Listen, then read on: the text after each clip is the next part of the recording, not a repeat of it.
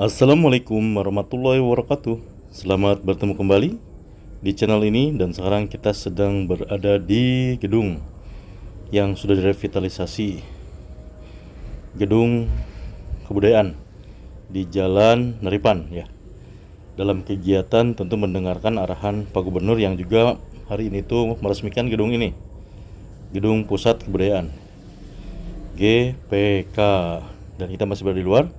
Sebentar lagi kita akan mendengarkan langsung apa arahan dari Pak KDM, Bapak Aing ya, Pak Gubernur Jawa Barat, yang kegiatannya ada di ruangan dalam ya. Oke, begitu infonya. Selamat mengikuti video ini. Hatur nuhun.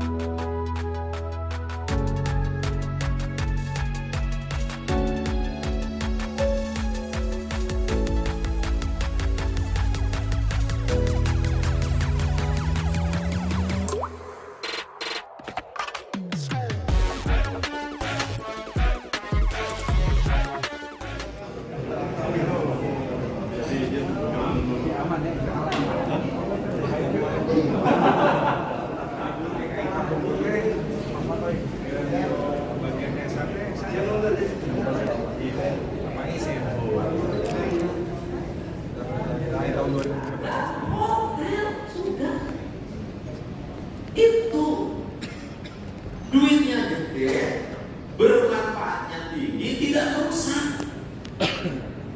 Ini yang, dan restoran dan hotel akan tinggi manakala daerahnya ramah dikunjungi. Daerah akan ramah dikunjungi manakala satu, bersih, dua, rapi, tiga, ramah, empat, banyaknya pertunjukan. Ini yang, nah untuk itu pembangunan infrastruktur di Jawa Barat yang mengorbankan semua kepentingan. Siapa kepentingannya? Anggaran organisasi perangkat daerah Provinsi Jawa Barat turun drastis, terutama yang biasa menikmati kegiatan belanja. Belanja apa? Ada belanja modal, belanja rutin pegawai, atau belanja barang. Nah, ini kan itu. Nah, karena itu kita harus cari solusi-solusi lain ke depan. Kenapa? Karena kita tahu adalah provinsi Jawa Barat banyak tinggi, harus kecil, menurun pendapatannya. Sedangkan masyarakat hari ini mulai semuanya mengharapkan provinsi menyelesaikan semua hal. KPD Kapadi, wahai Pak Dede, banjir Pak Dede. Nah, kan nanti tugasnya yang dapil Cirebon, banjir Cirebon, karena areal yang itu ruang terbuka banjir. Terus kemudian daerah aliran sungainya mengalami pendangkalan, sedimentasi, dan kemudian bangunannya sudah mepet ke sini. Hulunya terjadi perubahan peruntukan di kaki Ciremai. Jadi ancaman Jawa Barat itu nanti di tiga. Satu, bencana yang diakibatkan alih fungsi lahan dan hutan serta gunung di kawasan Bogor Cianjur yang berdampak pada bencana di Depok, Bekasi, Kerawang, dan Jakarta. Dua, bencana di wilayah Bandung yang diakibatkan berubahnya peruntukan areal Bandung Selatan dan Bandung Utara. Yang ketiga adalah wilayah Cirebon, Majalengka, Indramayu yang diakibatkan mengakibatkan perubahan peruntukan gunung Ciremai. 3 hal. Nah, ketiga hal ini termitigasi menurut saya dengan 2 hal. 1 secara intelektual, 2 secara spiritual. Secara intelektual maka kita harus segera memitigasi bencana, mempetakan tata ruang, melakukan tindakan-tindakan yang nyata dan terukur, kemudian melakukan realisasi, normalisasi, penataan ulang perumahan pemukiman. Secara spiritual kita harus sama-sama memohon kepada Allah, melekatkan diri kita pada leluhur kita, minta ampun pada Allah, minta maaf pada leluhur karena kita sudah berubah peruntukan yang leluhurnya kita. Ya, bahasa Pak Ketua DPRD-nya benar. Kalau gedung Belanda heritage ada tata keramanya. Kalau ingin melakukan perubahan harganya mahal. Tapi gedung-gedung atau daerah-daerah sakral yang itu kampung adat dan sekitarnya, kita melupakannya seolah-olah harus hilang ditekan oleh sejarah. Nah, saya terus terang meyakini bahwa para penjaga lingkungan itu adalah masyarakat adat. Masyarakat adat ini seringkali dipidana karena dianggap melawan para penambang, dianggap melawan undang-undang pertambangan. Di undang-undang pertambangan itu ada pasal menghalang-halangi kegiatan tambang itu bisa dipidana. Ini aneh. Padahal orang itu menghalang-halangi karena dari tambang sungainya tercemar, dia kehilangan sumber penghidupan. Dari tambang hutannya hilang, dia kehilangan sumber penghidupan. Jadi hari ini agak aneh. Ada peristiwa orang mempertahankan haknya sebagai warga negara, mempertahankan lingkungannya, dipidana orang yang merusak dihargai. Undang-undangnya direvisi. Ini catatan penting. Nah, ya, yang berikutnya adalah kita bisa lihat, Pak. Misalnya saya ngutang saya dengan hari ini 2.900.000.000 utang saya janji 2026 saya selesaikan. Yaitu pada seorang tua, apa namanya, yang berada di kaki gunung gede, Gunung Halimun Salak, kerjanya nanam pohon. Ketika saya tawarin satu pohon dari mulai 100 juta sampai 1 miliar, kamu nebang, saya kasih uang, dia menangis, lebih mati kelaparan daripada menebang pohon. Itu ya. Nah, kemudian muncul juga kan seorang tokoh perempuan yang merubah hutan seluas 20 hektar menjadi hutan organik. Dan saya menetapkan Kepala Dinas Kehutanan untuk di setiap gunung itu harus ada kuncen leuweung. Itu dikembalikan. Karena apa? Saya jujur aja kalau ngandelin petugas nggak percaya. Kenapa nggak percaya? Cukup selfie, video. Kenapa jiwanya dari situ? Tapi kalau dia jiwanya di situ, spiritualitasnya di situ, dan kisah heroik itu ada di kisah Mbah Marijan yang menjaga Gunung Merapi Jogja. Bayangin seorang kuncen gunung menjaga Gunung Merapi, api sudah membara, lahar sudah jatuh, tidak mau turun. Kenapa? Karena rajanya belum menyuruh. Dan kesetiaan pada negara, kesetiaan pada lingkungan, pada mereka orang yang tidak dibayar. Saya hanya satu aja, kita membangun tidak boleh merusak, kita optimalkan seluruh apa yang ada. Kita membangun adalah berinvestasi.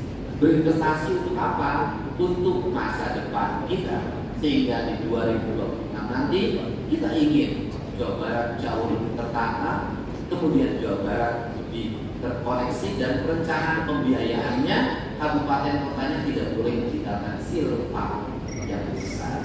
Ada kabupaten yang silpanya masih lumayan, kan tidak boleh. Kenapa? Karena di balik itu ada kebutuhan publik yang harus diperlayani. Kita nggak usah ngurusin orang lain, kita fokus saja, urus diri kita. Provinsi Jawa Barat harus menjadi provinsi yang terdepan dalam transparansi, provinsi yang terdepan dalam komitmen ekonomi, provinsi yang terdepan dalam komitmen pembangunan sumber daya manusia, dan provinsi yang terdepan dalam mengelola investasi. Tapi investasinya harus dipetakan dengan baik. Kenapa? Nanti jangan sampai warga kita tidak bekerja. Ini saya paham. Kenapa prioritaskan masyarakat yang dekat hidupnya kerja teknologi, suruh kerja jadi kelas menengah terus? Kenapa? Kalau ini tidak dikembangkan, Subang berkembang, Indramayu berkembang, sekarang Majalengka berkembang, Kuningan berkembang, Cirebon berkembang, tapi kalau sumber daya tempatnya tidak dibangun pendidikan yang baik, tidak berbasis profesionalisme, mereka tetap akan jadi penonton.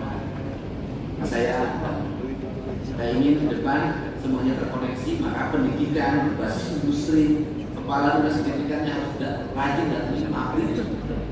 Tanyain kebutuhannya berapa, awalnya terus harus rajin terus keliling. Saya kemarin ke Mas, ya seneng sih industrinya berkembang, tetapi penyediaan tenaga kerja tempatnya masih seneng, dan gajinya itu begitu masuk kenapa lagi?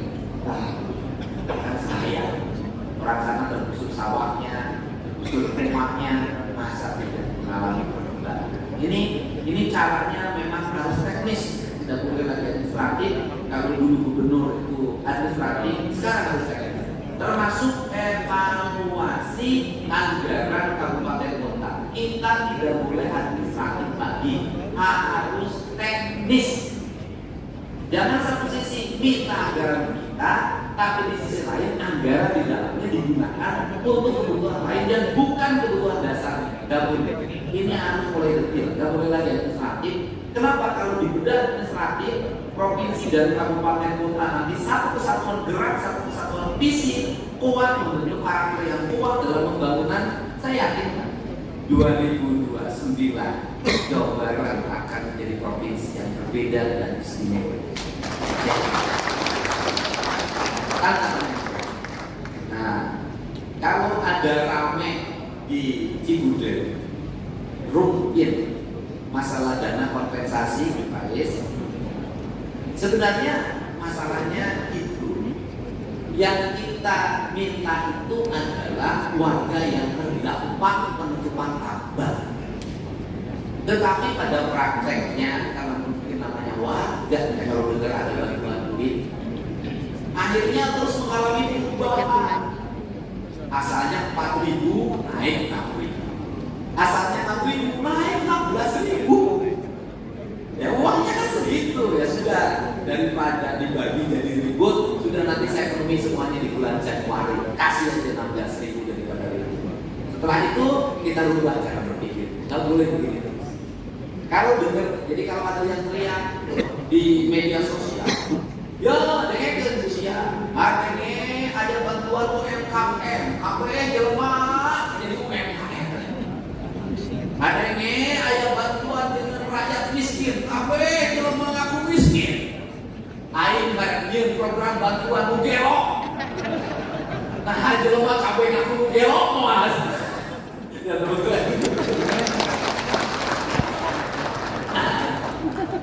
Yang menarik hari ini adalah publik itu sudah mulai nyalahin pemerintah provinsi sekarang. Sudah mulai nyalahin gimana ini ganti pemimpin atau ganti rakyat aja. Ya kita para politisi tahu ya, yang suka bergaul dengan masyarakat, bagus kemarin kering gitu, siapa orang di sana? Nah itu bahkan hanya kamu sedang mana kalau bisa ini para politisi ya. Diurus, maju, diurus, ya diurus. Nah kalau hanya diungkap lagi itu Pak Amin kita coba. Jadi apa namanya, jiwa buaya itu bukan hanya milik kita, tetapi juga milik mereka sebenarnya.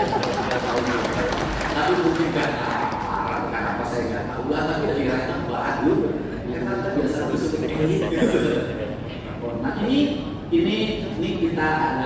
kita punya harapan bahwa hari ini rakyat Jabar sudah mulai tumbuh menjadi rakyat yang besar. Rakyat Jabar sudah mulai speak up sampah, rakyat Jabar speak up jalan, rakyat Jabar speak up sudah mulai ngomong, sudah mulai rasional. Termasuk hiruk-pikuk yang terjadi saat ini, saya melihat bahwa masyarakat Jabar itu sudah mulai cerdas. Kita paham, kita butuh investasi. Kita paham, kita harus menjaga investasi. Kita paham juga, kita harus menjaga kesejahteraan buruh. Dua-duanya harus berjalan seiring dan sejalan. Dan kita juga paham bahwa seringkali ketika banyak buruh yang ter-PHK, seringkali mereka jarang yang membela dan mendampingi tuntas. Kayak Pinangani udah terlalu ribuan ya saya katakan. Saya Pinangani dulu pernah mendapat tekanan luar biasa, harus guru pendidikan. Setelah guru pendidikan itu saya harus mengurusin beras 5 kiloan. Begitu sama-sama kita jaga investasi lebih baik. Ada disparitas iya, tetapi dan saya sampaikan kalau bicara UMK penetapan provinsi itu nggak dipakai. Yang dipakai itu adalah UMK kabupaten. Nah, UMK-nya yang tertinggi hari ini adalah Kota Bekasi dengan hampir 6 juta, jadi 5.999.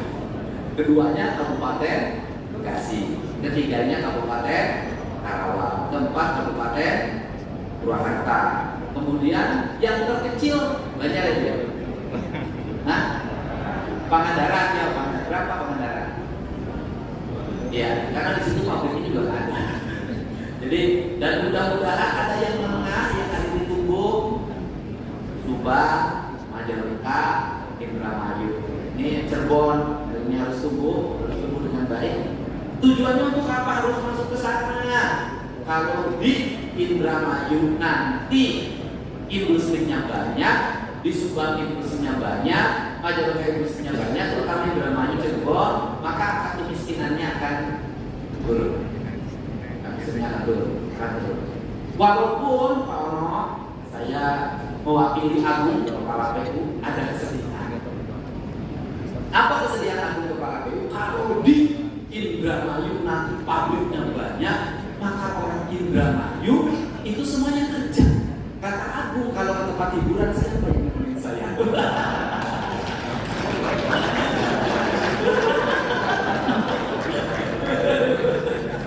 saya, siapa yang nemenin saya? Santai aja. Ya, saya ucapkan terima kasih semuanya. Terima kasih pada pimpinan DPR, DPRD Provinsi Jawa Barat yang selama ini konsen terhadap Pemprov Jabar. Kemudian kita memiliki visi yang sama. Terima kasih pada seluruh keluarga besar Pemda Provinsi Jawa Barat yang telah bekerja dengan baik dan bersubstansi bagi kepentingan masyarakat. Saya menyampaikan selamat tahun baru. Semoga di tahun yang baru rezekinya bertambah, hidupnya berkah, dan dijauhkan dari mara bahaya. Dan saya ucapkan pada semuanya mohon yang kelebihan rezeki jangan tambah. Yang kelebihan rezeki tambah istri itu sama dengan menghina gubernur aja belum dapat sampai hari ini. Saya ucapkan terima kasih pada semuanya. Mudah-mudahan besok bisa berliburan bersama keluarga masing-masing. Mudah-mudahan masih punya uang untuk liburan. Kalau tidak di luar, di rumah saja. Mudah-mudahan semuanya. Terima kasih. Assalamualaikum warahmatullahi wabarakatuh.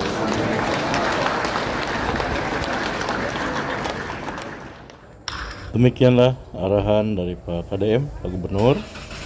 Dan selanjutnya kita akan beraktivitas kegiatan lainnya dan meninggalkan daerah Jalan Naripan di Kota Bandung ini. Terima kasih yang udah nonton ya. Nanti kita bertemu lagi di video-video selanjutnya, tidak hanya kegiatan tapi juga ke video-video lainnya yang insya Allah bermanfaat. Hatur nuhun. Assalamualaikum warahmatullahi wabarakatuh.